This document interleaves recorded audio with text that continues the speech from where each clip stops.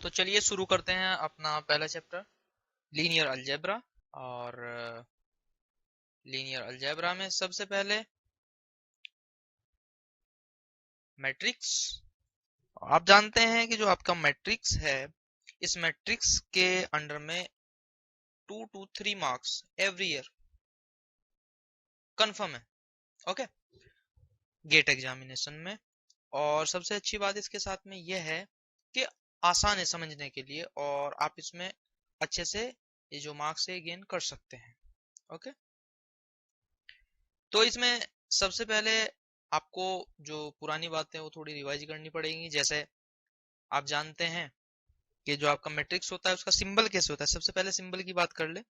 इस तरह का सिंबल होता है आपका मैट्रिक्स का। ओके, ये आपका सिंबल होता है। इसी के जैसे सिंबल होता है, आपने देखा होगा कुछ ऐसा। ये सिंबल होता है डिटर्मिनेंट का। ओके, तो ये डिटर्मिनेंट का होता है और ये आपका मैट्रिक्स का होता है।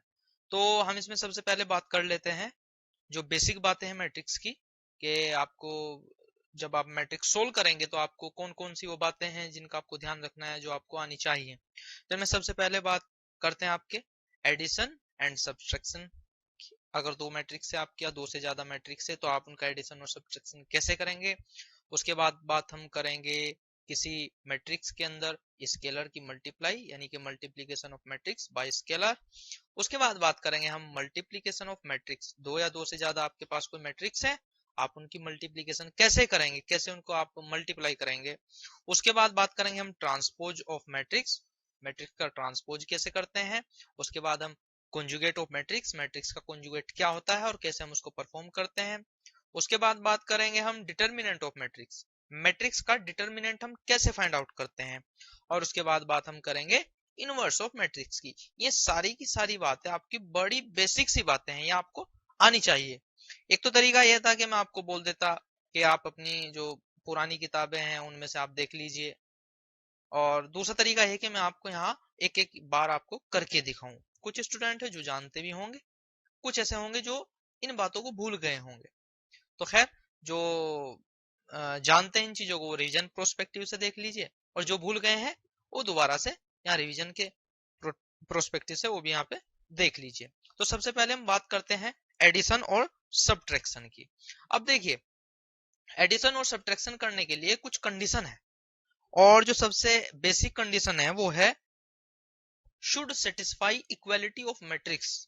मतलब क्या हुआ इसका, कि साइज ऑफ मैट्रिक्स ए और साइज ऑफ मैट्रिक्स बी ये आपका इक्वल होना चाहिए। फॉर एग्जाम्पल, अगर आपके पास कोई मैट्रिक्स है ए, ओके, ये कोई आपके पास मैट्रिक्स है ए, और ये आपके पास कोई मैट्रिक्स है बी। अभी मैंने इनके अंदर जो एलिमेंट है वो मैंने फिलअप नहीं किए। तो कहा क्या गया है साइज ऑफ मैट्रिक्स ए और साइज ऑफ मैट्रिक्स बी। आप सब जानते हैं कि साइज कैसे डिफाइन करते हैं। जैसे मैं लिख दूं यहाँ पे 2x3, तो ये हो गया आपके मैट्रिक्स ए का साइज 2x3, यानी के 2 क्या होंगे इसमें, रो, और 3 क्या होंगे इसमें, कॉलम। ये बात आपको हमेशा ध्यान रखनी है कि जो पहला नंबर है ये हमेशा रो होगा। टेंशन खत्म, हमेशा रो होगा, आपको सोचने की ज्यादा जरूरत नहीं है। और जो आपका दूसरा नंबर होगा वो हमेशा हमेशा कॉलम होगा। ठीक है, उसके बाद बी है आपका। बी भी अगर आपको सब्ट्रैक्शन या एडिशन करना है तो इसका जो साइज है वो भी 2x3 ही होना चाहिए, यानी कि 2 रो और 3 कॉलम। ओके, तो हम एग्जांपल ले लेते हैं कोई। ओके, तो हम लेते हैं कोई एग्जांपल। देखिए, कोई आपके पास कोई मैट्रिक्स है 2 रो और 3 कॉलम की। जैसे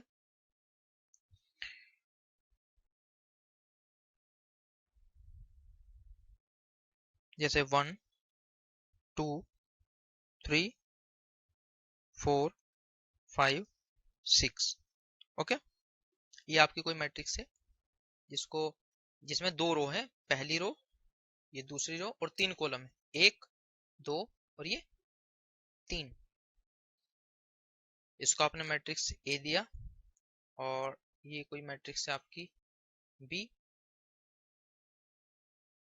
2 3 4 5 6 एंड 7। ठीक है, इसमें भी 2 रो है, पहली रो और ये आपकी दूसरी रो, और आपका पहला कॉलम, दूसरा कॉलम और ये आपका तीसरा कॉलम। अब आपको फाइंड क्या करना है, ए प्लस बी। ओके, तो सिंपल है, कोई प्रॉब्लम नहीं। जो एलिमेंट जहां रखा हुआ उसको उसी के साथ जोड़ना। कैसे, बताता हूं। जैसे 1 रखा हुआ है आपका A11, पहली रो और पहला कॉलम, और यहाँ पे भी क्या है A11, तो ये जुड़ जाएगा A11 प्लस A11, यानी कि 1 प्लस 2, तो क्या होगा यहाँ पे 3। इसके बाद ये क्या हो जाएगा 1 2, यानी पहली रो और दूसरा कॉलम, और यहाँ पे भी क्या है A12, पहली रो और दूसरा कॉलम, तो ये जुड़ जाएंगे, दोनों के दोनों ऐड हो जाएंगे, 2 प्लस 3, सो क्या हो जाएगा 5। इसके बाद 3 प्लस 4 7, और उसके बाद 4 प्लस 5 9, इसके बाद 5 प्लस 6 11, इसके बाद 6 प्लस 7 13। ओके, तो ये होगा आपका ए प्लस बी मैट्रिक्स। ओके, इसके बाद चलते हैं multiply by a scalar. Okay, तो इसमें कैसे आपको पता होगा कि स्केलर क्या होता है। स्केलर एक ऐसी क्वांटिटी होती है जिसकी वैल्यू होती है, जिसकी कोई वैल्यू होती है। जैसे 1 2 3, ये सारे के सारे क्या है आपके स्केलर। ओके, तो देखते हैं कि मान लीजिए आपके पास कोई मैट्रिक्स है ए, ओके, और आपको इसमें मल्टीप्लाई करनी है किसी स्केलर के से। तो कैसे करते हैं हम मल्टीप्लाई। मान लीजिए आपके पास कोई मैट्रिक्स ए है जिसके एलिमेंट है A1 A2 A3 और A4। तो जैसे मैंने आपको पीछे बताया है, ये इसका साइज क्या होगा, एक रो और ये दूसरी रो, तो दो तो हो गए इसमें रो, और कॉलम कितने होंगे, पहला कॉलम और ये दूसरा कॉलम। तो क्या हो गई मैट्रिक्स आपकी 2 क्रॉस 2 की 2 क्रॉस 2 की एक आपकी मैट्रिक्स, जिसमें 2 रो हैं और 2 कॉलम है। तो अगर आप इसमें किसी स्केलर से मल्टीप्लाई करेंगे तो क्या होगा, देखिए जो ये k है, यानी कि जो आपका स्केलर है, वो मैट्रिक्स ए के एवरी एलिमेंट में मल्टीप्लाई करेगा। कैसे, देखिए KA1 KA2 KA3 और KA4। तो ये आपका जो स्केलर k था, इसने हर एक एलिमेंट में मल्टीप्लाई किया। KA पहले में भी हो गया, KA दूसरे में भी हो गया मल्टीप्लाई, KA3 तीसरे में भी हो गया, और KA4 चौथे में भी हो गया। लेकिन जो मैट्रिक्स का साइज है वो अब भी आपका सेम ही है, केवल आपने किसी स्केलर से मल्टीप्लाई की है। अब इसके बाद बात करते हैं मल्टीप्लीकेशन ऑफ मैट्रिक्स की। देखिए अगर आपके पास 2 या 2 से ज्यादा मैट्रिक्स है तो आप उनकी मल्टीप्लाई कैसे करते हैं। सबसे पहले अगर आपको किन्हीं 2 मैट्रिक्स की मल्टीप्लाई करनी है तो सबसे पहले एक कंडीशन है, वो आपको चेक करनी है कि वो कंडीशन सेटिस्फाई हो भी रही है या नहीं। तो उस कंडीशन का नाम है आपका कन्फर्मेबल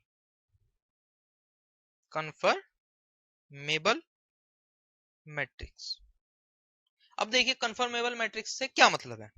मान लीजिए आपके पास में कोई मैट्रिक्स है ए, ठीक है, जो कुछ इस तरह है ए आई जे, ठीक है, कोई मैट्रिक्स है आपके पास ए जो है ए आई जे, और उसका साइज भी दे रखा है m क्रॉस n, यानी कि m उसमें रो है और n उसमें कॉलम है। और एक मैट्रिक्स है आपके पास दूसरी जिसका नाम है b और उसके एलिमेंट है b i j p cross q, यानी p इसमें रो है और q इसमें कॉलम है। तो अगर आपको इन दोनों के दोनों मैट्रिक्स की मल्टीप्लाई करनी है तो आपको सबसे पहले कंडीशन सेटिस्फाई चेक करनी पड़ेगी कि जो आपकी कंडीशन है कंफर्मेबल मैट्रिक्स की वो सेटिस्फाई हो रही है या नहीं। तो देखिए वो कंफर्मेबल मैट्रिक्स की जो कंडीशन है वो कैसे हम फाइंड करेंगे। देखिए अगर आपकी पहली मैट्रिक्स का अगर आपकी पहली मैट्रिक्स का कॉलम पहली मैट्रिक्स का कॉलम और दूसरी मैट्रिक्स का रो की जो संख्या है, जो नंबर है, जो वैल्यू है, अगर वो सेम है, अगर वो सेम है यानी इक्वल है, अगर पहली का कॉलम और दूसरी मैट्रिक्स की रो आपस में इक्वल है तो हम कहेंगे कि जो मैट्रिक्स है वो कन्फर्मेबल है। और अगर कोई मैट्रिक्स आपकी कन्फर्मेबल है तो आप वहां पे मल्टीप्लाई उन मैट्रिक्स की कर सकते हैं। ठीक है, तो अब यहां देखिए हम कहेंगे सिंस चूंकि n और p क्या है आपकी इक्वल है तो ये क्या हो गई, इसलिए देयरफॉर ये क्या है कन्फर्मेबल मैट्रिक्स है। ओके, तो आप इनकी मल्टीप्लाई कर सकते हैं। और अगर कुछ कंडीशन आपकी ऐसी बन जाए कि n is not equal to p तो आप क्या कहेंगे कि जो मल्टीप्लीकेशन है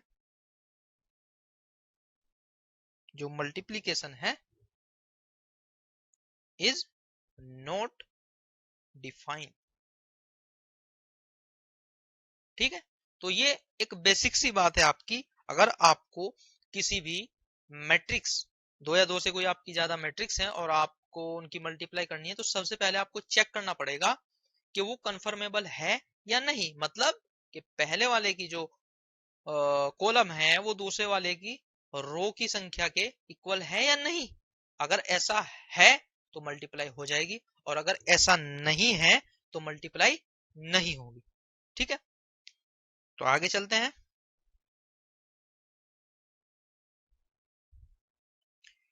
अब लेते हैं हम एक एग्जांपल आपको समझाने के लिए, आपको बताने के लिए कि कैसे हम मल्टीप्लाई करते हैं। मान लीजिए हमारे पास कोई मैट्रिक्स है ए, ठीक है, जिसकी वैल्यू कुछ ऐसे है A1 A2 A3 A4 और आपके पास में कोई दूसरी मैट्रिक्स है जिसको हम नाम दिया B और उसकी वैल्यू है, जो एलिमेंट है वो है B1 B2 B3 B4। Okay, तो ये 2 क्रॉस 2 की मैट्रिक्स है और ये भी आपकी 2 क्रॉस 2 की मैट्रिक्स है। तो सबसे पहले तो आप चेक करेंगे कि कंफर्मेबल है या नहीं।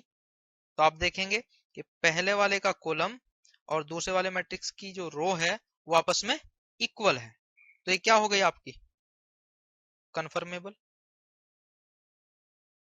और अगर जो कंफर्मेबल है तो आप मल्टीप्लाई आराम से कर सकते हैं। ठीक है, तो अब हम मल्टीप्लाई करेंगे, देखिए कैसे। अब बहुत सी बार होता क्या है कि जब स्टूडेंट मल्टीप्लाई करते हैं, मल्टीप्लीकेशन में भी गलती हो जाती है। उसकी वजह है कि आप एक ट्रिक का इस्तेमाल नहीं करते।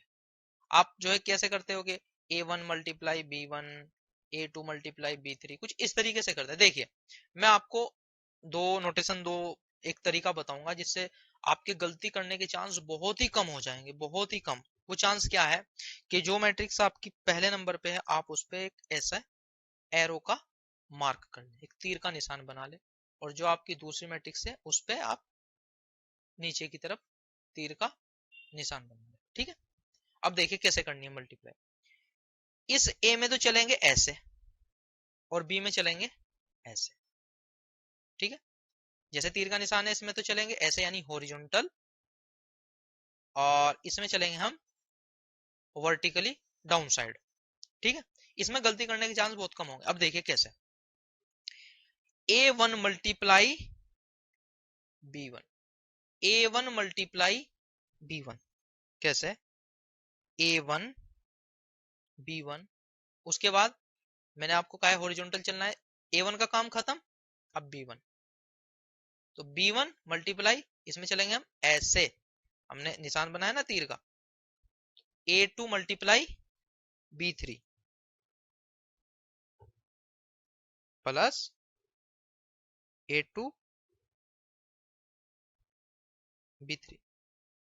देखिए, यानी कि इस रो की मल्टीप्लाई इस एलिमेंट में भी हुई और इस एलिमेंट में भी हुई, और जब भी आप मल्टीप्लाई करेंगे वो आपस में ऐड हो जाती हैं, जुड़ जाती हैं, आपको पता होगा। अब तो केवल आप इसको देख रहे हैं रिवीजन के प्रोस्पेक्टिव से, क्योंकि ये सारी बातें आपने पढ़ के रखी हैं ऑलरेडी। ठीक है, अब क्या करना है, अभी इसका काम खत्म नहीं हुआ, ये जो आपकी रो है वो इन दोनों कॉलम में मल्टीप्लाई करेगी। अब आगे चलते हैं, इस A1 की मल्टीप्लाई B2, A1 B2, और इस A2 की मल्टीप्लाई, इसमें ऐसे चल रहे, इसमें ऐसे चल रहे, A2 की multiply B4, A2 multiply B4। ठीक है, अब देखिए, अब आते हैं यहाँ पे A3 multiply B1, A3 multiply B1 plus, आगे चलना है horizontal, A4 multiply B3, A4 multiply B3 bracket, उसके बाद A3 multiply B2, A3 multiply B2 plus A4 multiply B4। ठीक है, कोई प्रॉब्लम वाली बात नहीं है, मैं दोबारा आपको बता देता हूं, इसमें चलेंगे हॉरिजॉन्टल और इसमें चलेंगे वर्टिकल डाउन साइड या डाउनवर्ड। ओके, इस पूरी की पूरी रो की मल्टीप्लाई इस कॉलम में भी होगी और इस कॉलम में भी होगी, इस पूरी की पूरी रो की मल्टीप्लाई इस कॉलम में भी होगी और इस कॉलम में भी होगी। अब मल्टीप्लाई कैसे करते हैं, A1 multiply B1 plus A2 multiply B3, फिर A1 multiply A1 multiply B2 और A2 मल्टीप्लाई B4, इसके बाद A3 multiply B1, A4 multiply B3, इसके बाद A3 मल्टीप्लाई B2 और A4 मल्टीप्लाई B4। ठीक है, तो ये भी आपकी 2 क्रॉस 2 की मैट्रिक्स ही आपको मिलेगी, क्योंकि ये पूरा का पूरा एक ही एलिमेंट होगा ऐड होने के बाद। अब देखिए, आपके पास कोई मैट्रिक्स थी A, जो कुछ इस तरह थी, Aij M क्रॉस n, और आपके पास में कोई मैट्रिक्स थी B, जो थी Bij P क्रॉस Q। तो अगर ये मैट्रिक्स आपकी कंफर्मेबल है, अगर ये आपकी मैट्रिक्स कंफर्मेबल है और आप इनकी मल्टीप्लाई करते हैं ए बी, और मान लीजिए वो मैट्रिक्स आती है सी, तो सी का ऑर्डर क्या होगा, सी का ऑर्डर क्या होगा, तो उसके लिए मैं आपको बता देता हूं, चूंकि ये कंफर्मेबल है इसलिए M cross N and P cross Q में कंफर्मेबल होने की वजह से एन और पी आपका हो गया equal, N is equal to P, ये कंडीशन हो गई कंफर्मेबल की। ओके, और बाकी जो बचे आपके एलिमेंट, यहां से बचे m और यहां से बचा q, ये आप एज इट इज लिख देंगे, तो आपकी जो मल्टीप्लाई करने के बाद जो मैट्रिक्स आएगी उसका ऑर्डर होगा m cross q, m cross q, जो कंफर्मेबल हो गई उसको आप छोड़ देंगे, और ये रो और ये आपका कॉलम। ठीक है, तो एक एग्जांपल लेते हैं, आपको एक मैं मैट्रिक्स देता हूं कि A इज इक्वल टू 1 2 3, और एक दूसरी मैट्रिक्स आपके पास B 1 2 1। ठीक है, आपको बताना है इसका ऑर्डर क्या है। आप पॉज कर लीजिए वीडियो और देखिए कि इसका जो ऑर्डर है वो क्या है, और जो बी है आपकी, इसका भी ऑर्डर क्या है। ठीक है, चलो मैं बता देता हूँ। ये हो जाएगा आपका 1 क्रॉस 3, बिकॉज यहाँ पे क्या हुआ है, आपका केवल एक ही रो है। ये देखिए एक ही रो है, पूरी की पूरी एक ही रो है, जबकि 3 कॉलम है, 1 2 और 3। यहाँ पे आपकी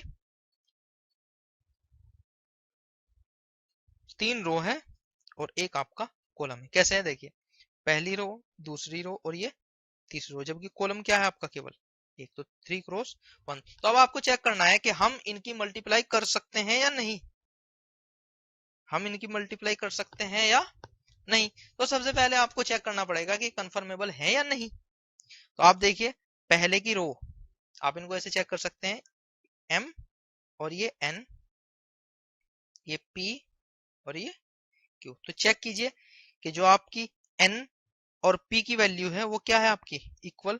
n और p की जो वैल्यू है आपकी इक्वल है, तो ये क्या हो गई आपकी confirmable matrix.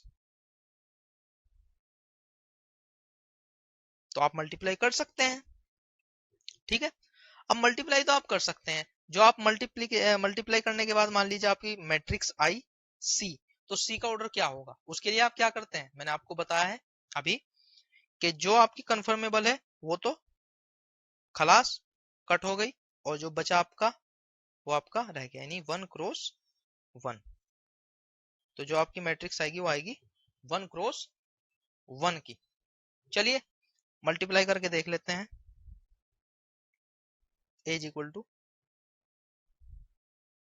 A B is equal to, okay. So वही एरो एक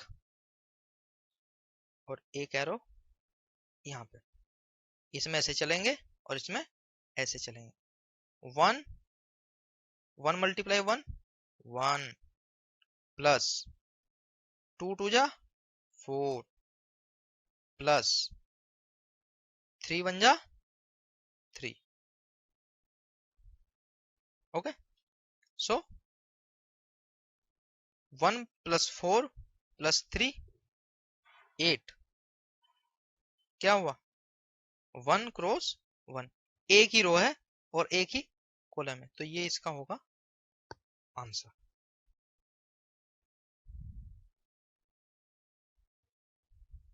इसके बाद अभी तो आपने मल्टीप्लाई की थी a इंटू बी, ये आप कर चुके हैं। अगर मैं आपसे कहूं कि b इंटू ए क्या होगा, तो चलिए फाइंड आउट करते हैं। सबसे पहले आप लिख लीजिए अपनी मैट्रिक्स। ए क्या था, ए था आपका 1 2 3, और बी क्या था 1 2 1, ओके। ये आपका 1 क्रॉस 3 और ये आपका 3 क्रॉस 1। अभी आपको फाइंड क्या करना है, बी क्रॉस ए। तो उसके लिए आपको सबसे पहले बी यहाँ पे सबसे पहले दिया, तो सबसे पहले आपको बी रखना पड़ेगा 1 2 1, और उसके बाद ए दिया हुआ तो यहाँ पे आपको ए रखना पड़ेगा 1 2 3। ये आपका है 3 क्रॉस 1 और ये आपका है 1 क्रॉस 3। तो सबसे पहले आप चेक करेंगे मल्टीप्लाई हो भी सकती है या नहीं, तो आप चेक करेंगे कन्फर्मेबिलिटी, ओके। देखिए 1 1, यानी कि पहली मैट्रिक्स की जो कॉलम है और दूसरी मैट्रिक्स की जो रो है वो इक्वल है, तो ये क्या है कंफर्मेबल है। और अगर मैट्रिक्स कंफर्मेबल है तो आप मल्टीप्लीकेशन आराम से कर सकते हैं। कैसे, पहली मैट्रिक्स है उस पर आप हॉरिजॉन्टल एरो बनाएंगे, दूसरी जो मैट्रिक्स है आप उस पर वर्टिकल एरो बनाएंगे, और फिर उसके बाद आप मल्टीप्लीकेशन करेंगे। देखिए कैसे, इसमें चलेंगे ऐसे और इसमें चलेंगे ऐसे। देखिए 1 मल्टीप्लाई 1 1। अब इसमें आगे चलते लेकिन कोई एलिमेंट है ही नहीं, छोड़ देंगे। उसके बाद 1 2 जा 2, उसके बाद अब यहाँ भी एलिमेंट नहीं है और इससे आगे भी एलिमेंट नहीं है, तो इनकी डायरेक्ट मल्टीप्लाई हो जाएगी। कैसे देखिए, 1 1 जा 1, 1 2 जा 2, 1 3 जा 3। उसके बाद 2 1 जा 2, 2 2 जा 4, 2 3 जा 6। उसके बाद 1 1 जा 1, 1 2 जा 2 और 1 3 जा 3। अब मैंने आपको बताया था, अब मैं आपसे पूछूं कि इसका ऑर्डर क्या होगा, तो ये तो हो गई कंफर्मेबल, इनको तो आप छोड़ देंगे, बचा क्या 3 और 3, 3 और 3। तो ये 3 क्रॉस 3 की मैट्रिक्स आपको मिल गई। 3 रो है इसमें और 3 ही कॉलम। 3 रो कैसे, 1 2 3, और 3 कॉलम कैसे, 1 2 3।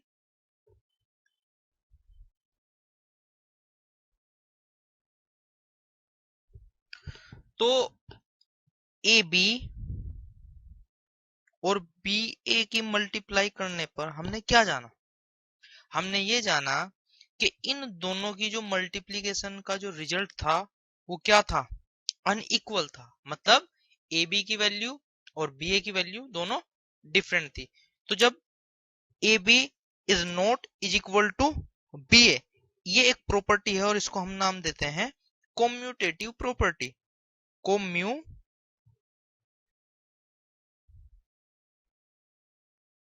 कोम्यूटेटिव प्रॉपर्टी, ये पहली है। इसके बाद एक दूसरी है इसी के जैसी लगभग, उसको हम कहते हैं A B C is equal to A B सी।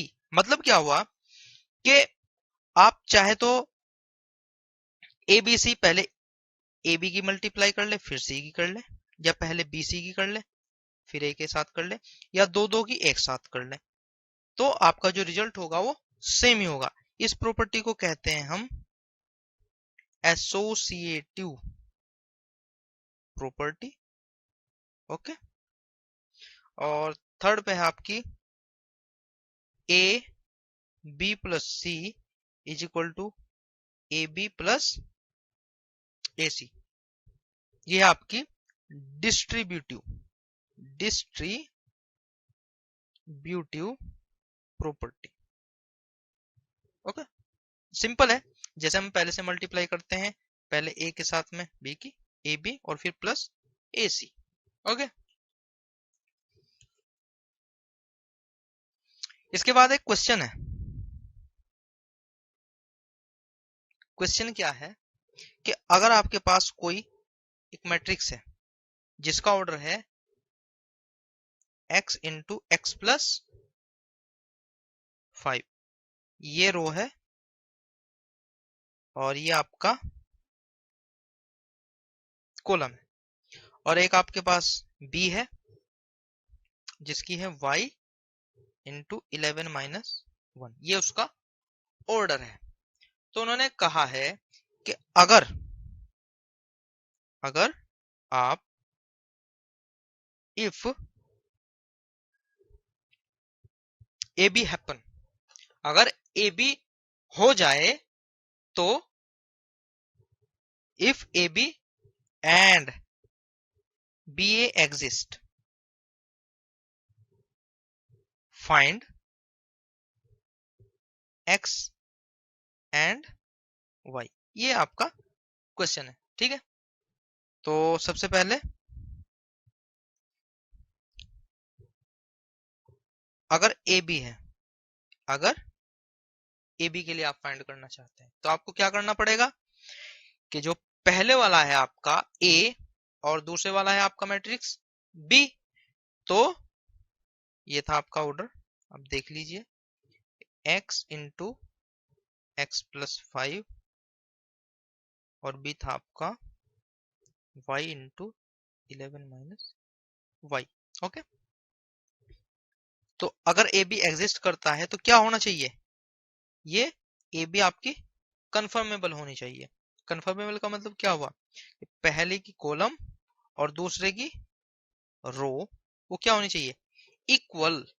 तो कैसे हम इसको लिख सकते हैं, x plus 5 is equal to Y. Equation हम इसको 1 मान लेंगे।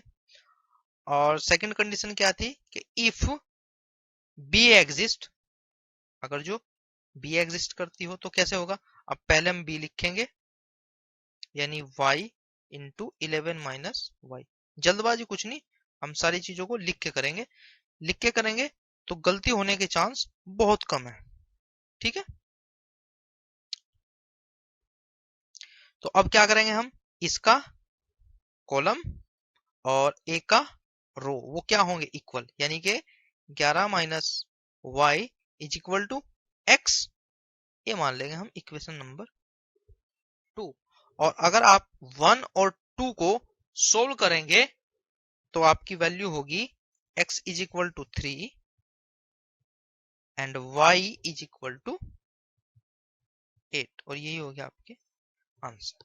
तो ये आपने कैसे किया, आपने किया है कंफर्मेबिलिटी टेस्ट करके।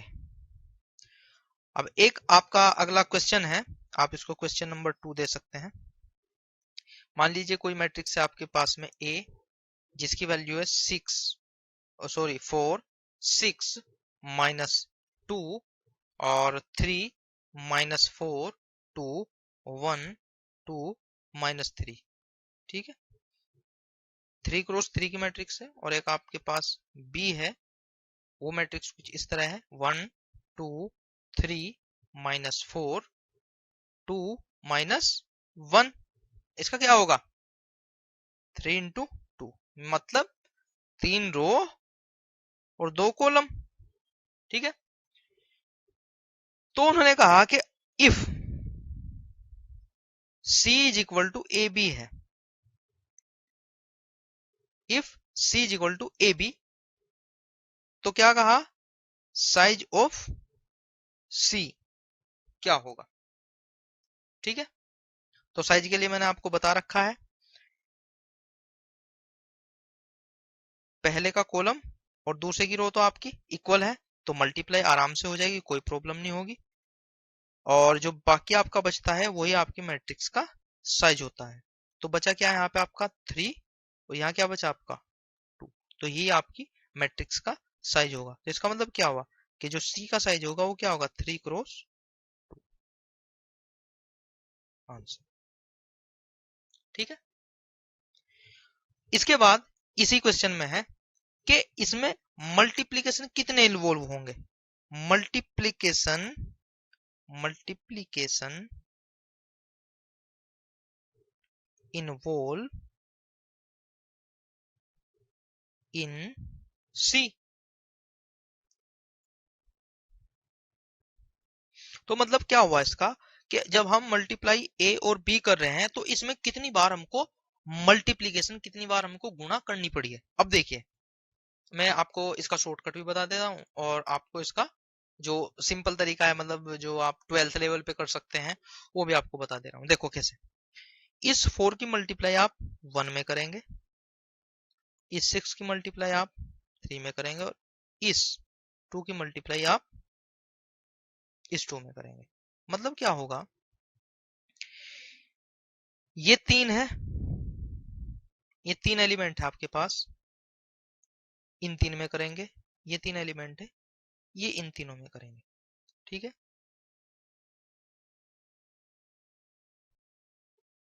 तो देखिए कितनी बार मल्टीप्लाई होगी। एक बार इसमें करेगा, दूसरी बार इसमें करेगा, तीसरी बार इसमें करेगा, 3 बार मल्टीप्लाई ये हो गया। देखिए, पहला, दूसरा और ये तीसरा। इसके बाद यही रो आपकी पूरे इस कॉलम में मल्टीप्लाई करेगी, इसमें, फिर इसमें, फिर इसमें, 3 बार ये हो जाएगी। तो आपकी एक रो 3 और 3 6 बार आपका मल्टीप्लाई कर रही है। तो इसी हिसाब से ये वाली रो भी 6 बार करेगी, ये वाली रो भी 6 बार करेगी। तो टोटल मल्टीप्लीकेशन कितने हो जाएंगे यहाँ, 18। लेकिन इसमें कंफ्यूजन हो सकता है और आप गलती कर सकते हैं। तो इसमें मैं आपको सबसे सिंपल एक तरीका बता रहा हूँ, वो क्या है। देखिए, सबसे पहले आप क्या करेंगे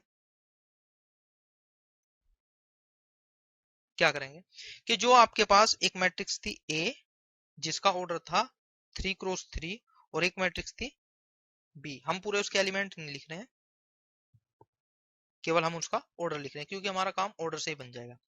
ठीक है, तो आप क्या करना है आपको इनको, अगर नंबर ऑफ मल्टीप्लीकेशन चाहिए, नंबर ऑफ मल्टीप्लीकेशन चाहिए आपको, तो क्या करना पड़ेगा, 3x3 ये वाला और 3x2 ये वाला, ऐसे लिख लेना है।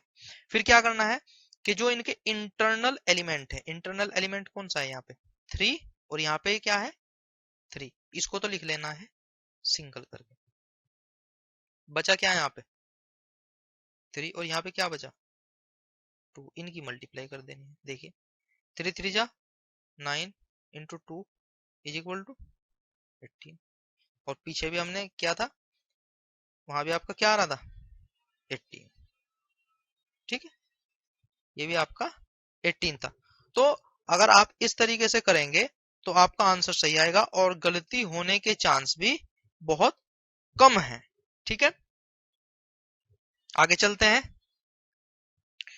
क्वेश्चन दिया है आपको एक, ये क्वेश्चन आया था सिविल 2013, पूछा गया था मिनिमम नंबर ऑफ मल्टीप्लीकेशन, ये क्वेश्चन था इन पी क्यू आर। आपके पास 3 मैट्रिक्स थी, ठीक है, उनका मिनिमम नंबर ऑफ मल्टीप्लीकेशन पूछा गया था। इफ, आगे भी है question, P Q R, P Q R का 2x4, क्यू का सॉरी ये 4x2 और ये 2x4 और ये 4x1। अब देखिए सबसे पहले तो आपको यही चेक करना है कि ये मल्टीप्लीकेशन होगा भी या नहीं, तो आपको सबसे पहले इनमें कंफर्मेबिलिटी चेक करनी पड़ेगी। अब देखिए अगर आप पी क्यू का करते हैं तो देखो 2 2 अंदर के एलिमेंट आपके सेम है तो आपकी कंफर्मेबल है। फिर आप देखते हैं कि क्यू आर, अगर आप क्यू आर की मल्टीप्लाई करें तो देखिए अंदर के एलिमेंट आपके सेम है, तो यहाँ पे भी आपकी मल्टीप्लाई हो सकती है या हो जाएगी। तो देखिए कैसे, अब आपको तो नंबर ऑफ मल्टीप्लीकेशन पूछे तो देखिए आप कैसे कैसे कर सकते हैं। एक तो जो उन्होंने ये दिया है ऑर्डर, आप इसी के अकॉर्डिंग करके देखेंगे। देखिए ये तो 2 कॉमन आ गए यहाँ से और यहाँ से 4 कॉमन आ गए। देखिए समझ रहे बात आप, बचा क्या है यहाँ पे 4 और यहाँ पे क्या बचा 1। ओके, तो यहाँ सबके आपने मल्टीप्लीकेशन कर देनी। 4 दूनी 8, 8 दूनी 16, 16 ही कम 16, कैसे देखिए 4 दूनी 8 और 8 चौक 32, मेरे से गलती हो गई थी, 4 दूनी 8 और 8 चौक 32, तो आंसर क्या आपका 32। अभी आपको आंसर नहीं लिखना है, ठीक है। उसके बाद आप क्या करेंगे, पहले आप लेंगे, ये आपका हो गया। अब इसके बाद आप ऐसे भी कर सकते हैं कि पी क्यू और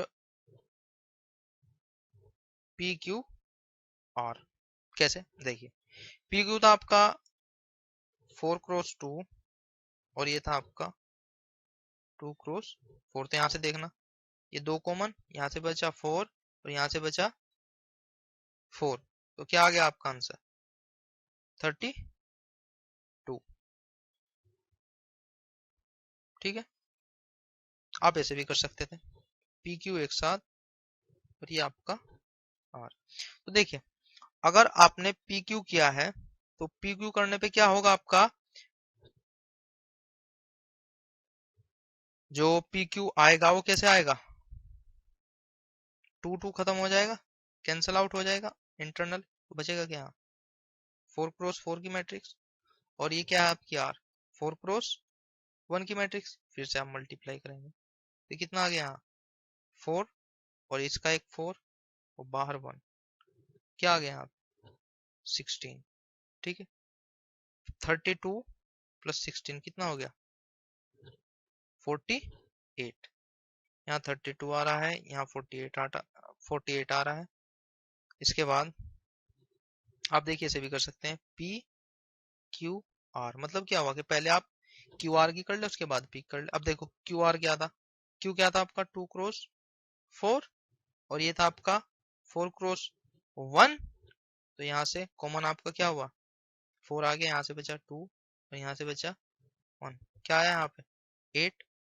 अब आपको पता है कि जो P है और QR है, QR का ऑर्डर क्या हो जाएगा, QR का क्या ऑर्डर होगा, देखिए 4 खत्म हो जाएंगे तो बचेगा क्या यहाँ पे 2x1, और P का ऑर्डर क्या था आपका 4x2। तो यहाँ से देखिए, यहाँ से 2 आया, यहाँ बच गया है 4, तो यहाँ बच गया 1, तो 4 4 दूनी 8।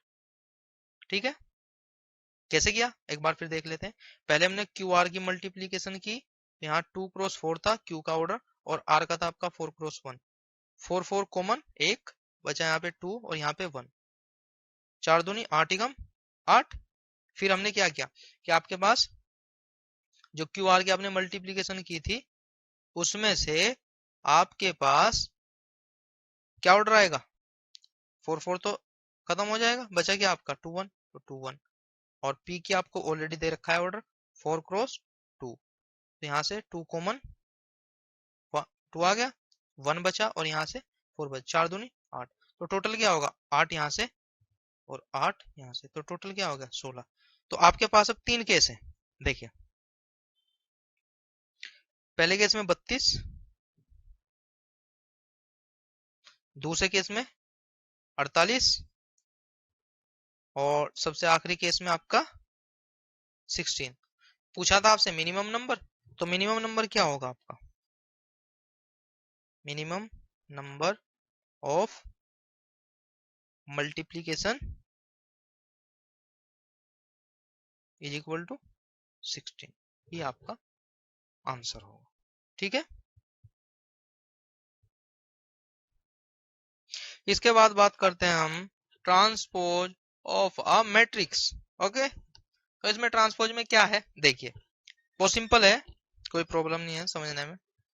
मान लीजिए आपके पास कोई मैट्रिक्स है ए, उसके एलिमेंट है A11, A12, A21, A22। अब इसका आपको क्या करना है ट्रांसपोज। तो ट्रांसपोज कैसे होगा कि जो आपका रो है उसको तो आप कॉलम बना दो, और जो आपका कॉलम है उसको आप रो बना दो। मतलब क्या हुआ कि जो खड़ी लाइन है उनको पड़ी लाइन में कन्वर्ट कर दो, जो पड़ी लाइन है उनको खड़ी लाइन में कन्वर्ट कर दो। कैसे, देखिए जो आपका रो है उसको आप कॉलम बना दो, तो ये आपका रो है, आप इसको कॉलम बनाएंगे A11, A21। ठीक है, कॉलम बना दिया। जो आपका रो है उसको आप कॉलम बना दो, जो आपका रो है उसको आप कॉलम बना दो, कॉलम। तो ये आपका हो गया ए का ट्रांसपोज, ये क्या हो गया आपका ए का ट्रांसपोज। अब इसकी कुछ प्रॉपर्टी है, प्रॉपर्टी क्या है इधर कर लेते हैं, प्रॉपर्टी है कुछ, इसकी प्रॉपर्टीज है भाई, प्रॉपर्टीज ऑफ ट्रांसपोज। क्या है पहली प्रॉपर्टी, क्या है ए का ट्रांसपोज, और अगर आप फिर उसका भी ट्रांसपोज कर दें तो आपका ओरिजिनल मैट्रिक्स आ जाता है। ठीक है, दूसरा है आपका ए प्लस बी का होल ट्रांसपोज। ठीक है, इसका अगर आप करें तो ये दोनों के ऊपर अलग अलग ट्रांसपोज लग जाता है, ए ट्रांसपोज बी ट्रांसपोज। और इसके बाद थर्ड प्रॉपर्टी है इसकी ए बी का ट्रांसपोज, मतलब मल्टीप्लाई में है आपस में, तो इसका क्या होगा बी पहले आ जाएगा, रिवर्स ऑर्डर बी का ट्रांसपोज और ये आपका ए का ट्रांसपोज, ये आपकी प्रॉपर्टी है। इसके बाद चलते हैं हम कॉन्जुगेट ऑफ अ मैट्रिक्स। ये भी बहुत सिंपल है, ये भी बहुत सिंपल है। अब सिंपल में देखिए, मान लीजिए आपके पास कोई मैट्रिक्स है ए, ठीक है,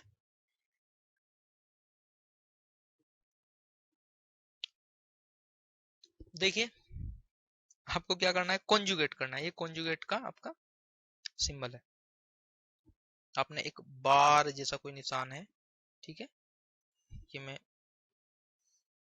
ये बार जैसा कोई निशान है आपका, ये आपको कॉन्जुगेट ऑफ मैट्रिक्स का सिंबल है। तो आप अगर इसका कॉन्जुगेट करेंगे तो कैसे करेंगे, देखिए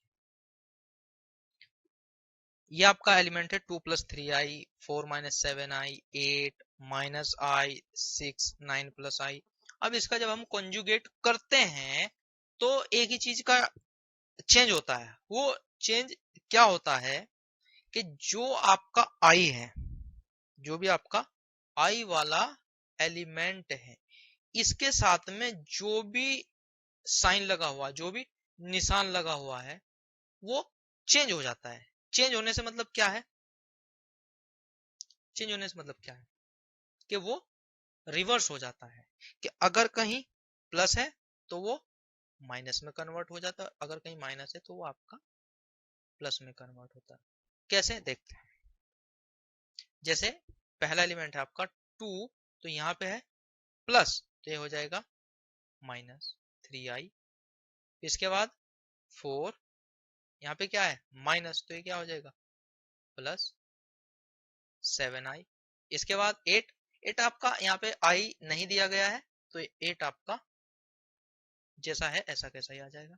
यहाँ पे देखिए -i, तो ये हो जाएगा आपका +i। यहाँ पे 6 के साथ में कोई i नहीं है, तो ये जो का तो आ जाएगा।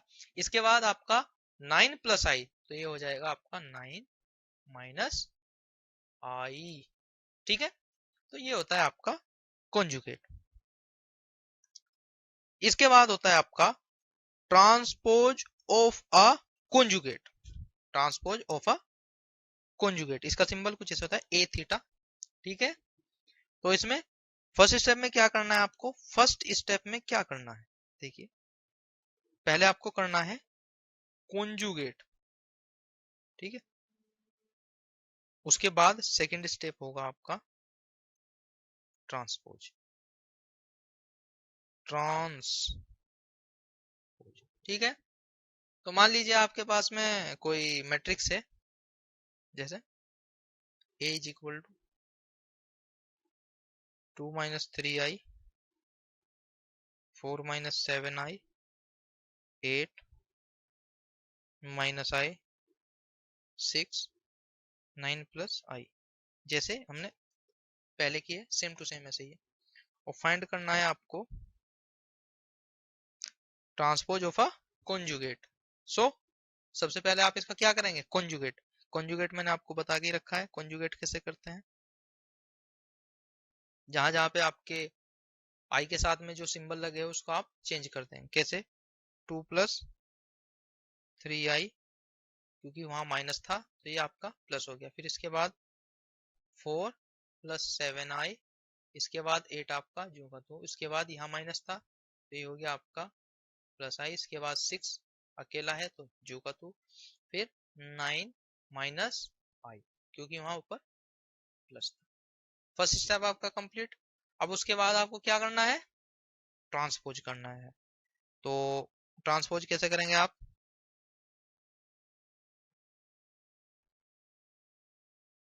a θ = क्या होगा आपका, थोड़ी जगह कम पड़ गई लेकिन हम ए पे काम कर देंगे। कैसे करेंगे ट्रांसपोज अब इसका, कि जो आपकी रो है उसको आप कॉलम में कन्वर्ट कर देंगे। जो आपकी रो है उसको आप कॉलम में कन्वर्ट कर देंगे। कैसे, देखिए 2 + 3i, ये आपकी रो है, इसको आप कॉलम में कन्वर्ट कर रहे हैं। 4 + 7i, उसके बाद 8, उसके बाद आपका i, फिर 6, फिर 9 - i। तो ये हो गया आपका transpose of a conjugate matrix. इसके बाद हम एक क्वेश्चन ले लेते हैं आपका, EC 2014 में आया था। ये था 4 matrix of same dimension mn scalar C, which one of these property does not, ध्यान दीजिए यहाँ पे, does not hold। इसका मतलब क्या हुआ कि जो इसमें गलत प्रॉपर्टी है वो आपको यहाँ पे बतानी है कौन सी है, जो होल्ड नहीं करती। ठीक है, दो मैट्रिक्स है आपकी सेम ऑर्डर की, दोनों की दोनों, उसके साथ में एक स्केलर C भी है। फिर आपको बतानी कौन सी प्रॉपर्टी इनमें गलत है। ठीक है, पहला है m कोई m आपका मैट्रिक्स है, m का ट्रांसपोज और फिर उसका भी ट्रांसपोज इक्वल टू m, ये सही है, ठीक है। इसके बाद c m का ट्रांसपोज, c क्या है आपका कोई कांस्टेंट है, तो कांस्टेंट पे ट्रांसपोज का कोई इफेक्ट नहीं पड़ता, ये आपका बाहर आ गया m का ट्रांसपोज, ये भी प्रॉपर्टी सही है। फिर m plus n whole transpose is equal to m का ट्रांसपोज प्लस n का ट्रांसपोज, तो ये भी सही प्रॉपर्टी है आपकी। m का इसके ऊपर अलग से ट्रांसपोज लगा दिया प्लस n के ऊपर अलग से ट्रांसपोज लगा दिया। फिर चौथी है आपकी mn is equal to nm, ये देखिए पहले ही मैंने आपको बता दिया था कि ए बी और बी ए ये इक्वल नहीं होते, तो ऐसी कौन सी प्रॉपर्टी है जो सही नहीं है या जो होल्ड नहीं करती, वो कौन सी प्रॉपर्टी है, वो डी वाली property, M N is equal to N N, ये नहीं होता, ये नहीं होता, जबकि क्वेश्चन में कहा गया है कि ये होता है, ये इक्वल है, ठीक है। तो ये प्रॉपर्टी आपकी गलत होगी, तो आंसर क्या होगा इसका, डी, ओके। इसके बाद सिविल, इसके बाद एक क्वेश्चन आया था आपका सिविल 2014 में, आपको दो मैट्रिक्स दिए गए थे, एक जे है 3 2 1, इसके बाद आपका 2 4 2 और आपको दिया गया था 1 2 6, ये पूरा है ऐसे, ठीक है। और उसके बाद आपका के था 1 2 1 माइनस में, ठीक है। क्वेश्चन क्या था, के का ट्रांसपोज जे के इज डैश, ये आपको फाइंड करना था, ठीक है। तो आपके पास जे भी है, आपके पास के भी है, आपके पास क्या नहीं है, के का ट्रांसपोज, तो सबसे पहले आपको के का ट्रांसपोज निकालना है, तो के का ट्रांसपोज क्या होगा आपका, के का ट्रांसपोज क्या होगा बताइए, ये आपका क्या है, एक कॉलम है, ट्रांसपोज करने के लिए आप क्या करते हैं, कॉलम का रो बना देते हैं और रो का कॉलम, तो आपको अगर के का ट्रांसपोज करना है तो क्या करेंगे आप, इस कॉलम का आप रो बना देंगे 1 2 माइनस 1। अब आपके पास में तीनों है, के का ट्रांसपोज भी है, जे भी है और आपके पास के भी है, ठीक है। तो अब आप क्या करेंगे, रख लीजिए के का ट्रांसपोज 1 2 माइनस 1, इसके बाद जे 3 2 1 2 4 6 1 2 6, ओके। इसके बाद के, इसके बाद के को हम ऐसे ले लेंगे, ऐसे 1 2 माइनस 1, ठीक है। तो अब कैसे करना है आपको, मल्टीप्लीकेशन करना है, इनका मल्टीप्लाई करनी है, तो आप क्या करेंगे, सबसे पहले शुरू के दो ले लेंगे, पहले वाला ये और दूसरे वाला, ठीक है, ठीक है। ये है आपका 1 क्रॉस 3 और ये है आपका 3 क्रॉस 3 और ये है आपका 3 क्रॉस 1। तो अगर आप इन शुरू के जो दो हैं इनकी मल्टीप्लाई करें तो सबसे पहले आप चेक करेंगे कन्फर्मेबल है भी या नहीं, तो चेक करिए, देखिए यहाँ 3 है और यहाँ भी 3 है, तो ये क्या है आपस में कन्फर्मेबल है, तो मल्टीप्लीकेशन हो जाएगा, कैसे 3, ठीक है, इसकी इसमें प्लस 2 की 2 में प्लस माइनस 1 की 1 में, ठीक है, 1 3 जा 3 2 2 जा 4 प्लस में माइनस 1 प्लस 1 माइनस 1, ओके। इसके बाद इसकी इसमें 1 1 2 जा 2 2 4 जा 8 माइनस 1 2 जा माइनस 2, ठीक है, समझ आ रही है बात। इसके बाद आपका फिर से वही 1 1 जा 1 2 2 जा 4 और माइनस 1 6 जा माइनस 6, और ये आपका चल ही रहा है 1 2 माइनस 1, ओके।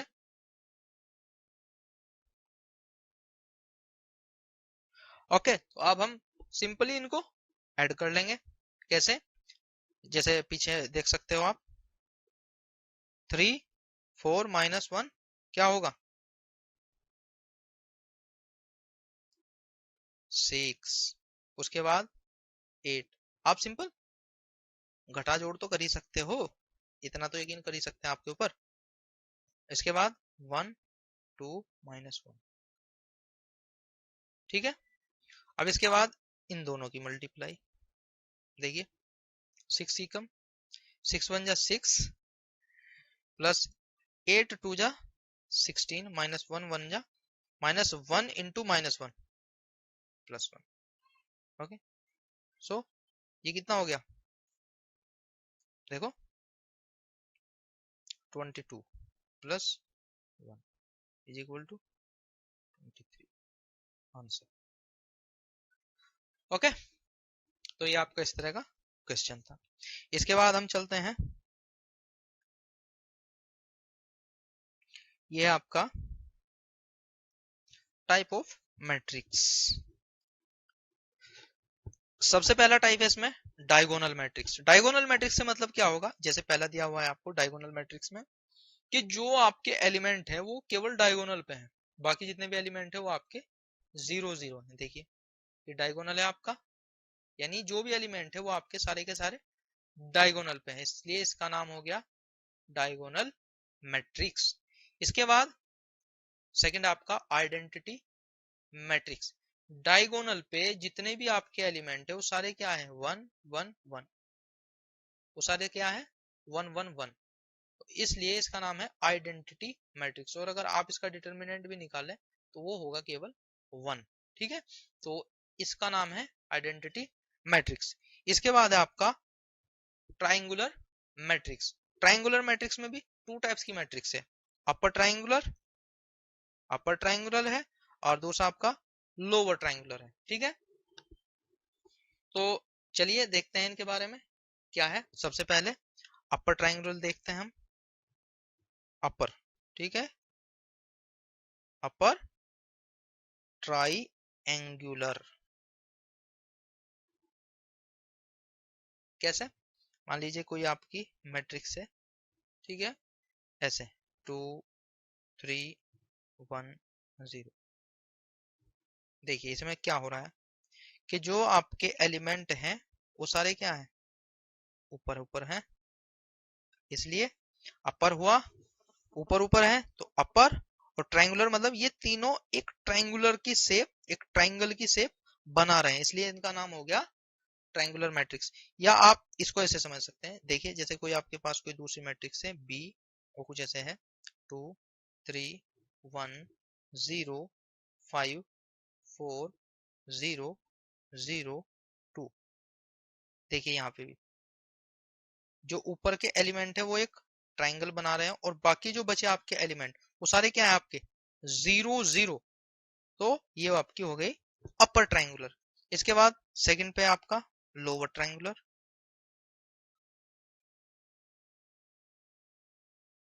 कैसे, मान लीजिए कोई आपका ए मैट्रिक्स है, एलिमेंट उसके 2 3 1 0। अब यहाँ पे देखिए कि जो आपके वैल्यू है वो कहाँ है, नीचे है, लोअर है, 0 के नीचे है, तो ये आपका लोअर ट्राइंगुलर मैट्रिक्स हो गया। कोई आपका बी है वो इस तरह है 2 0 0 3 5 0 1 2 4। अब यहाँ पे देखिए आप कि जो आपका ये ट्रायंगुलर है, जो ट्रायंगल है ये आपका क्या है नीचे नीचे है, और बाकी जो एलिमेंट है वो क्या है आपके 0 0, तो इसलिए इसका नाम हो गया लोअर ट्रायंगुलर। इसके बाद है आपका decomposition in upper and lower matrix. मान लीजिए कि कोई आपको मैट्रिक्स दे दी गई है और आपसे कहा गया कि अब उसके आपको डिकम्पोजिशन करना है, उसको आपको डिकम्पोज करना है और लोअर और अपर ट्रायंगुलर मैट्रिक्स आपको अलग अलग बतानी है। तो वो कैसे करेंगे देखिए, मान लीजिए आपके पास कोई मैट्रिक्स है ए, उसके दो पार्ट होंगे लोअर और एक आपका अपर। ये आपको हमेशा, जैसे मैं लिख के दे रहा हूं आपको, ऐसे ही याद करना है, ऐसे ही आपको रिमेम्बर रखना है कि जो लोअर मैट्रिक्स है वो आप हमेशा मानेंगे इस फॉर्म में ए बी सी और ये आपका 0।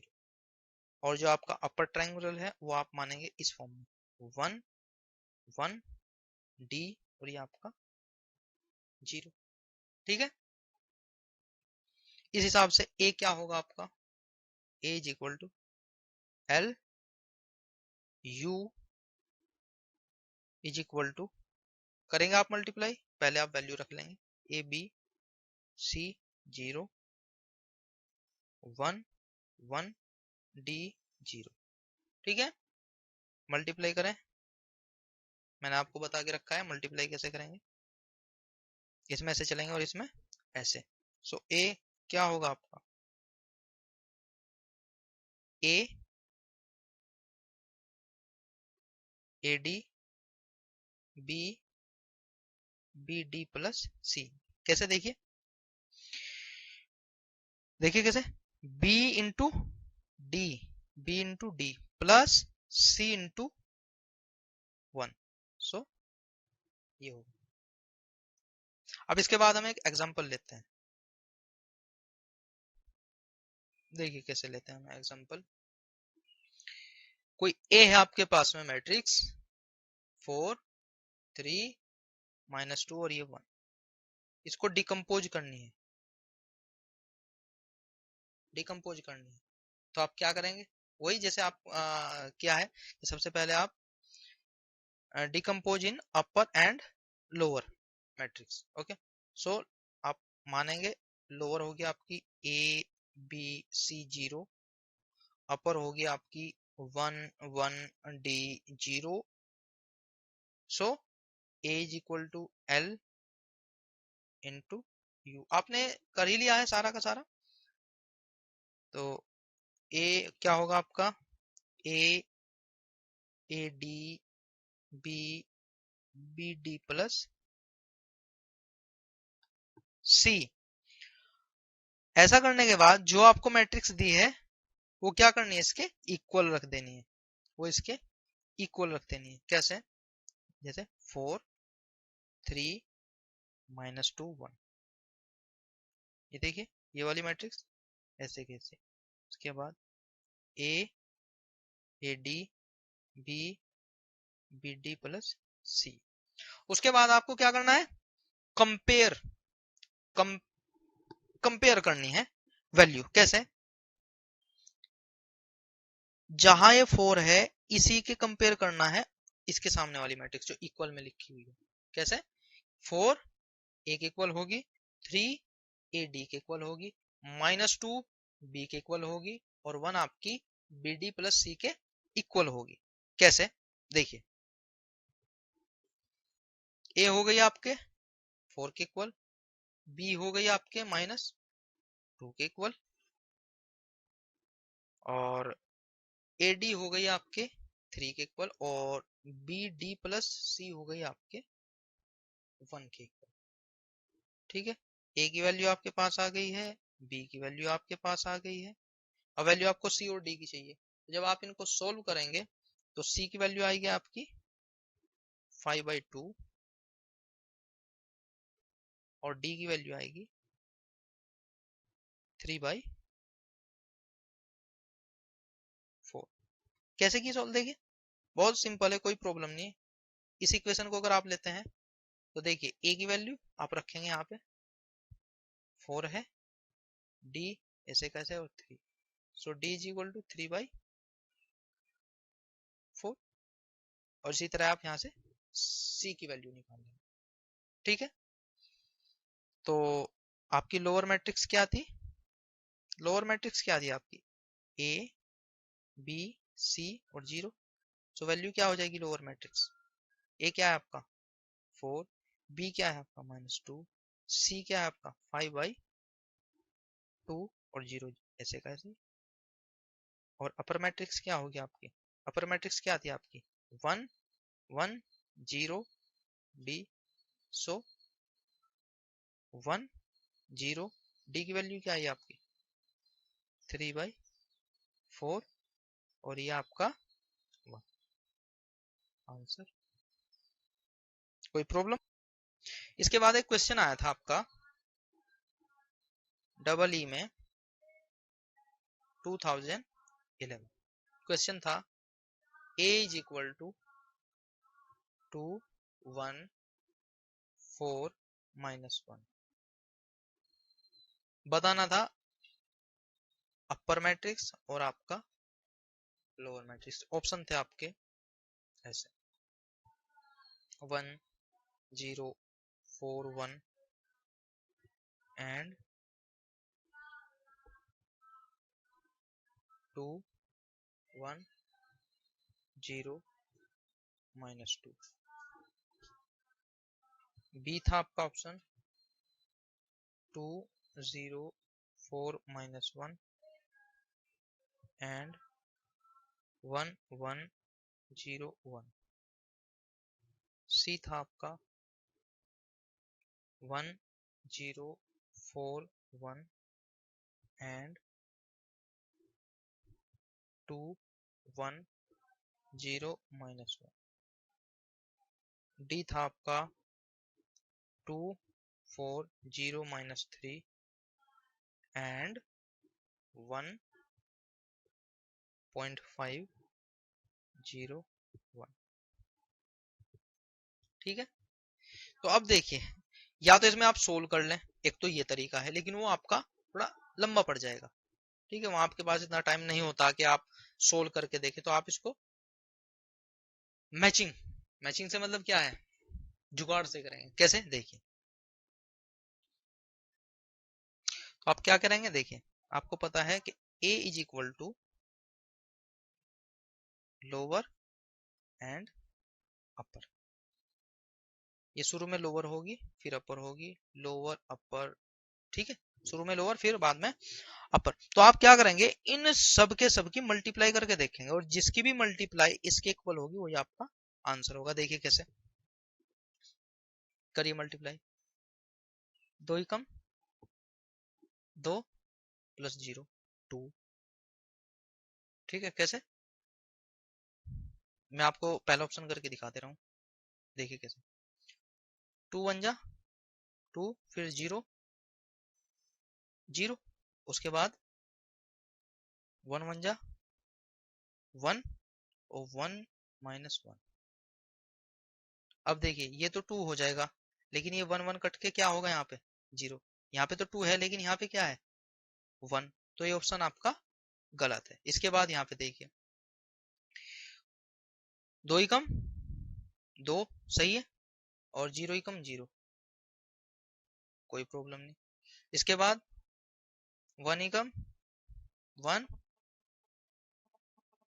प्लस 0 ही कम 0, यानी ये बात सही हो रही है। इसके बाद 4 दूनी 8 और 0 0 0 1 0 0। अब देखिए 2 भी आ गया, यहाँ पे 1 भी आ गया, यहाँ पे क्या आ रहा है 8, लेकिन यहाँ तो 4 है, तो ये भी ऑप्शन गलत।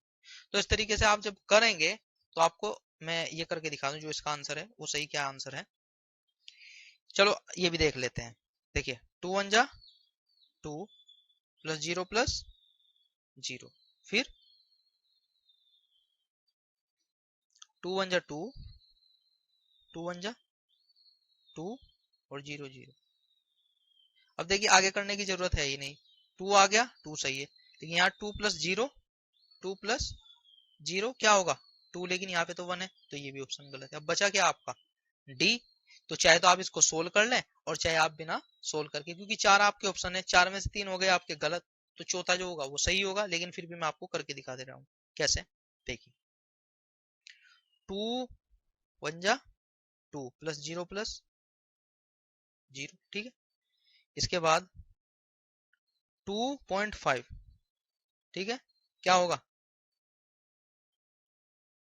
देखिए 2.5 1 प्लस 0 प्लस 0, फिर 4 1 जा 4 ओ -3 0 0 इंटू 4 इंटू 0.5 2 ओ -3 और 1 -3 इंटू 1 -3। अब देखिए 2 1 4 -1। देखिए मैच हो गया, 2 1 4 4 -1 -1। तो इस हिसाब से क्या होगा आपका डी आंसर होगा। ठीक है, तो ये कोई प्रॉब्लम नहीं। इसके बाद कुछ बेसिक नोट पॉइंट है जो आपको पता होने चाहिए। ठीक है, तो वो नोट पॉइंट है, वो नोट पॉइंट देखिए कैसे होंगे, ये आपको नोट करना है। पहला है एग्जांपल, कोई आपका मैट्रिक्स है ए, उसकी वैल्यू है 2, जो एलिमेंट है वो 2 -2 -4 -1 3 4 1 -2 कहा गया है ए स्क्वायर क्या होगा। ए स्क्वायर क्या होगा, ए स्क्वायर का मतलब क्या हुआ, ए स्क्वायर का मतलब ए इंटू ए, मतलब इनके आपस में मल्टीप्लाई करनी है। कैसे, देखिए 2 -2 -4 -1 3 4 1 -2 -3, एक बार हो गया, और दूसरी बार भी ये लिखना है 2 -2 -4 -1 3 4 1 -2 -3, मल्टीप्लाई करो भाई। अगर आप ऐसे करेंगे तो आपसे गलती होने की चांस बहुत कम है। देखिए 2 दूनी 4, फिर यहाँ पे माइनस माइनस प्लस 2 दूनी 4, फिर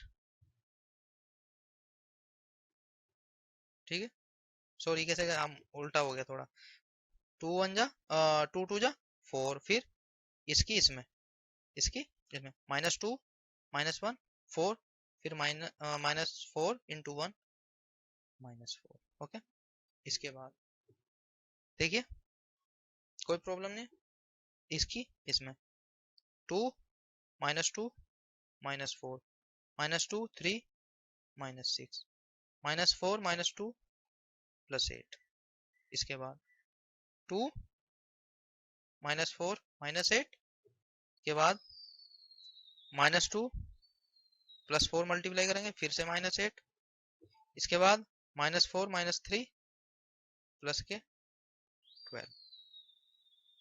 देखिए इसके बाद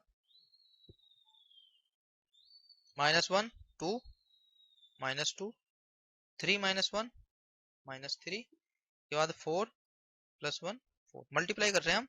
ठीक है, इसके बाद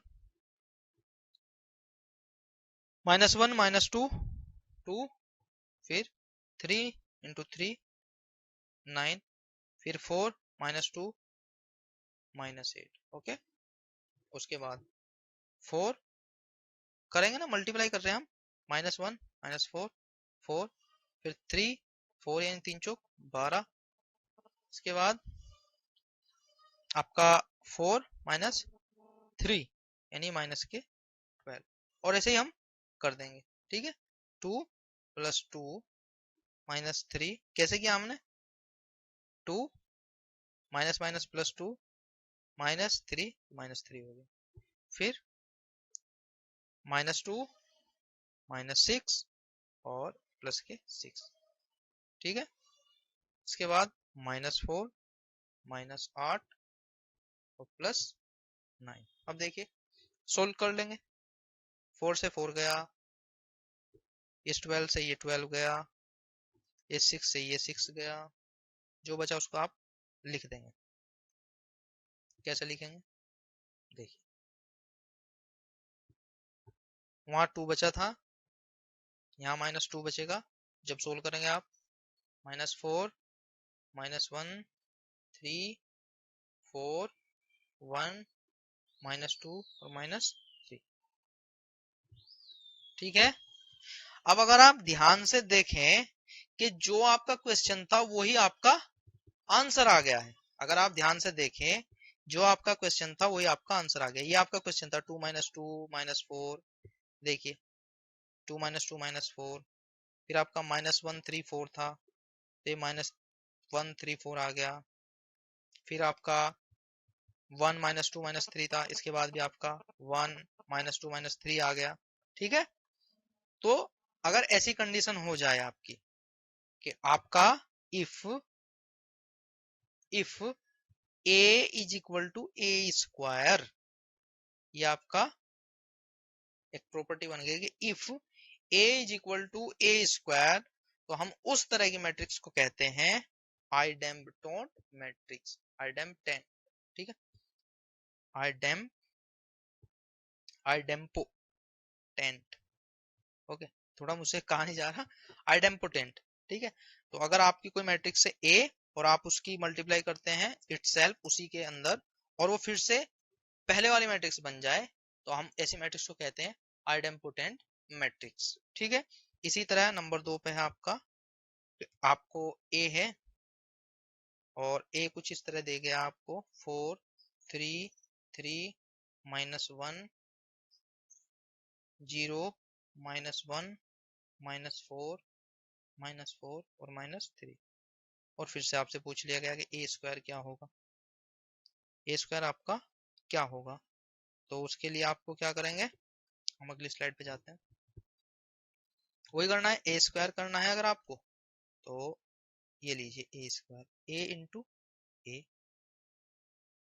पहले ए लिखो जो आपको दिया था अभी कि 4 3 3 -1 0 -1 -4 -4 -3। ओके, और दोबारा से फिर यही 4 3 3 -1 0 -1 -4 -4 और माइनस के 3।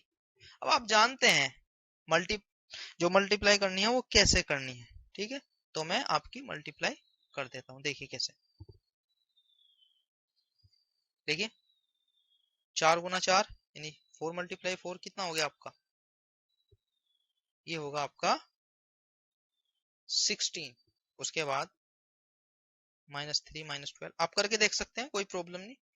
टाइम की हमारे पास शॉर्टेज है, इस वजह से मैं थोड़ा बता रहा हूँ, आपको बता दिया है, आप करके देख सकते हैं, यही आंसर आएगा।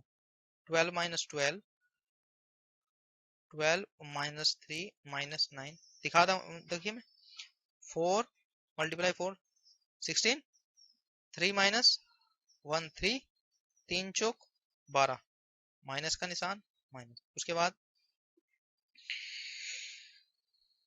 3 चौक 12, 3 जीरो 0 लीजिए, हम इसको 0 ही कर देते हैं। इसके बाद 3 चौक 12 माइनस। ठीक है, इसके बाद 4 तिया 12 -3 एकम 3 3 तिया 9, ऐसे हमने इसको किया है। -4 + 0 + 4 -3 + 0 + 4 -3 + 0 + 3, उसके बाद हमने क्या है -16 + 4 + 12।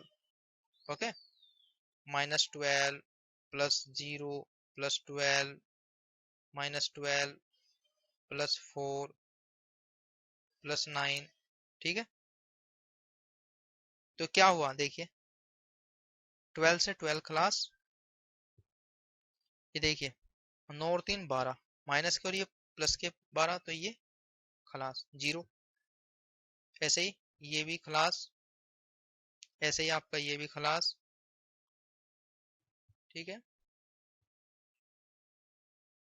और ऐसे ही आपका ये खलास, और ऐसे ही देखो 12 और 4 16 और 16 ये खलास। देखिए बचा क्या, 12 और 3 15 15 और 16 16 -15 1, यहाँ पे सब 0 बच गया, 0 0, ऐसे यहाँ पे 0 बच गया, यहाँ पे भी 0। यहाँ देखिए 4 और माइनस के 3 तो 1, यहाँ पे 0, और यहाँ देखिए यहाँ भी 0, और यहाँ देखिए 9 और 4 13 और माइनस के 12 1। तो ये क्या आया आपका 1 1 1, कैसी मैट्रिक्स, आइडेंटिटी मैट्रिक्स। तो अगर आपका a is equal to A square वो आपका आइडेंटिटी हो जाए, तो हम उसको कहते हैं involutory involutory involutory matrix. Okay. तीसरी और आखिरी बात,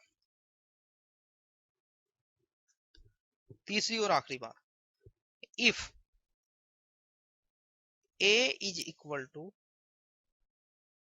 5 minus 3 2 15 minus 9 6 10 minus 6 4, फिर से आपको ये करना है, ए स्क्वायर आपको बताना है।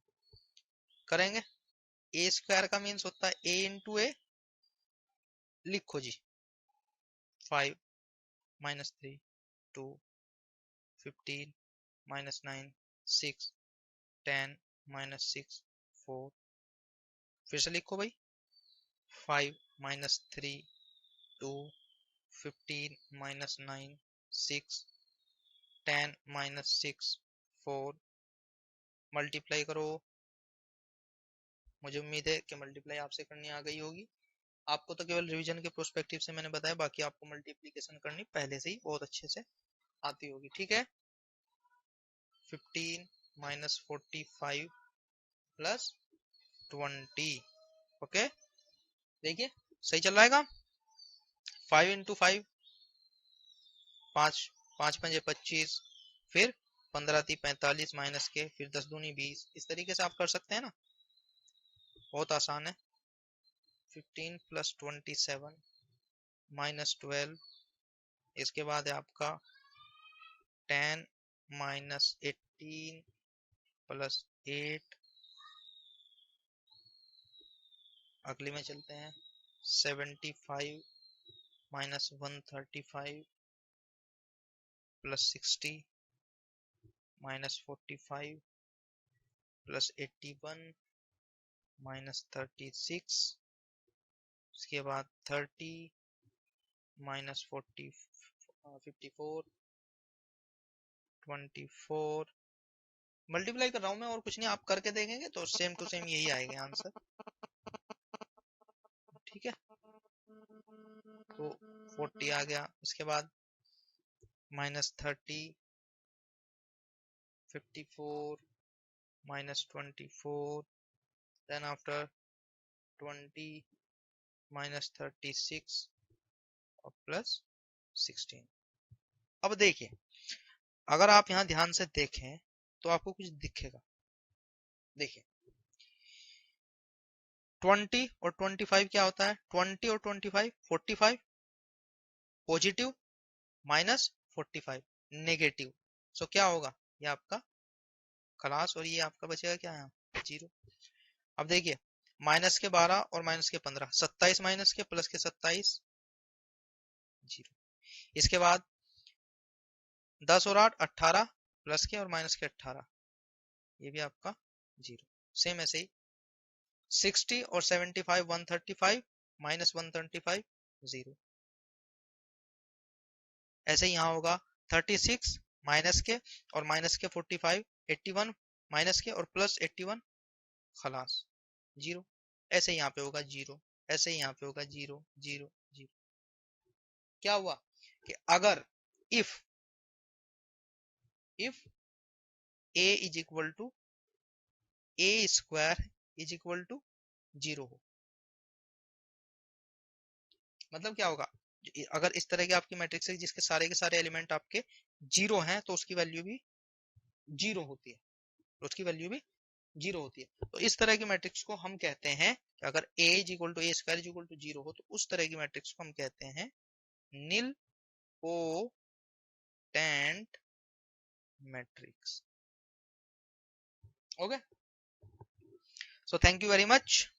आज के लिए इतना काफी है। अगर कोई डाउट, कोई प्रॉब्लम है आपको तो आप मुझे कांटेक्ट कर सकते हैं।